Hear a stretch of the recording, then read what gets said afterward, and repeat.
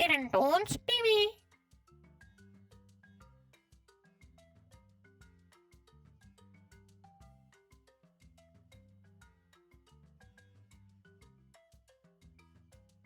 गरीब की वसीयत।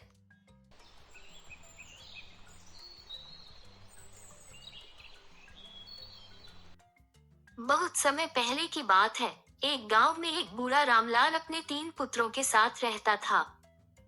बड़े बेटे का नाम अनुज, दूसरे बेटे का नाम अरुण और छोटे बेटे का नाम अनिल था। गरीबी के कारण रामलाल के घर की हालत ठीक नहीं थी। 2 साल पहले रामलाल की पत्नी का स्वर्गवास हो गया था। अब रामलाल अपनी जिंदगी के आखिरी दिन गिन रहा था। रामलाल के पास अपने बेटों को देने के लिए 23 गायें थीं, और वे उनकी आय का मुख्य स्रोत थीं। वह गाय से दूध निकालते थे और वे दूध बेचकर गुजारा करते थे। उसे अपने मरने के बाद अपने 3 बेटों की भविष्य की चिंता सता रही थी। एक दिन अचानक रामलाल का स्वर्गवास हो गया।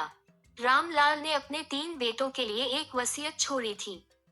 अंतिम संस्कार और अन्य जिम्मेदारी समाप्त होने के बाद तीनों बेटों ने वसीयत पढ़ी। जबकि उनके पिता ने अपनी सारी संपत्ति को 3 भागों में विभाजित कर दिया था, उन्होंने 23 गायों का अलग तरीके से तीनों भाइयों में बंटवारा किया था। रामलाल ने तीनों के बीच समान रूप से बंटवारा नहीं किया था, क्योंकि 23 एक विषम संख्या है और एक अभाज्य संख्या है, जिसे विभाजित नहीं किया जा सकता है। बूढ़े रामलाल ने अपने वसीयत में लिखा था कि सबसे बड़े बेटे को 23 गायों में से आधी गाय मिलेगी, दूसरे बेटे को 23 गायों में से 1/3 और सबसे छोटे को 23 गायों में से 8वां हिस्सा मिलेगा। वसीयत पढ़कर सभी दंग रह गए। तब सबसे छोटे बेटे अनिल ने बड़े बेटे अनुज से सवाल किया, भैया, पिताजी की वसीयत के हिसाब से 23 गायों को हम तीनों में कैसे बांटा जाए? 23 गायों को विभाजित करना और 23 गायों में से आधी आपको देना संभव नहीं है। गायों को बाद में अरुण और मेरे लिए भी बांटना संभव नहीं है। हाँ अनिल, तुम सही कह रहे हो। हमें इस बारे में बेहतर सोचना चाहिए।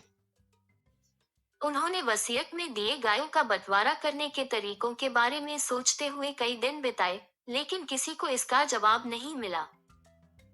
कुछ दिन बाद अरुण का दोस्त दीपक, जो कि गांव में एक शिक्षक था, अरुण से मिलने आया।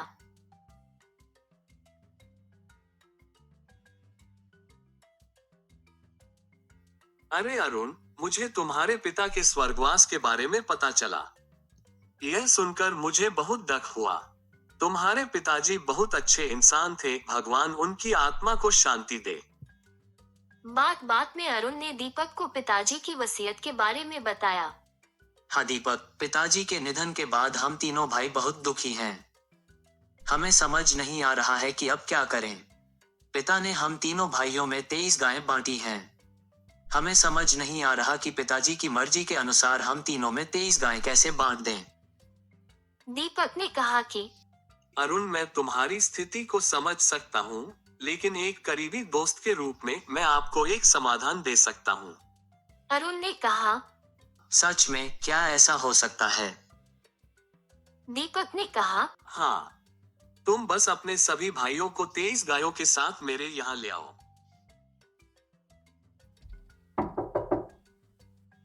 अगले दिन दीपक के सुझाव के अनुसार अरुण ने अपने भाइयों को सभी गायों के साथ अपने दोस्त दीपक के पास ले आया। दीपक ने 3 भाइयों को अपना सुझाव देना शुरू करता है। दीपक ने उसके पास वाली एक गाय को जोड़ा और गायों की कुल संख्या 24 बना दी। अब दीपक ने बड़े बेटे अनुज को वसीयत पढ़ने को कहा।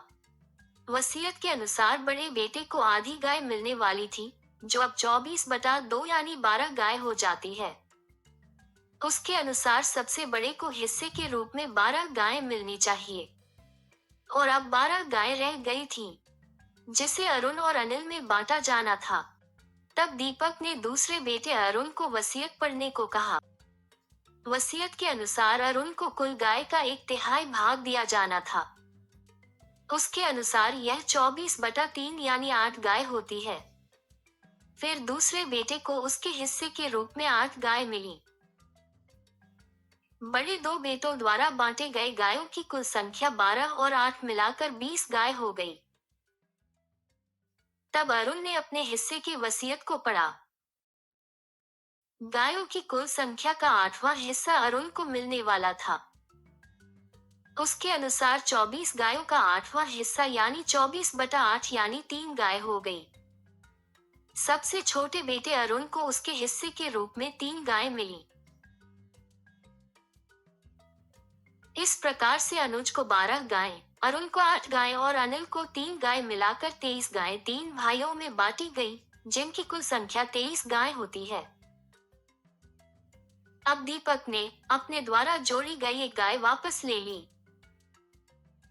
दीपक ने अपनी बुद्धि से इस समस्या को चतुराई से हल किया। तो देखा दोस्तों, यह कहानी हमें सिखाती है कि हर समस्या का समाधान होता है। हमें उस समय समस्या का समाधान सही तरीके से खोजना चाहिए। अगर आपको हमारी कहानी अच्छी लगी तो प्लीज इस वीडियो को लाइक, शेयर और सब्सक्राइब करना न भूलें।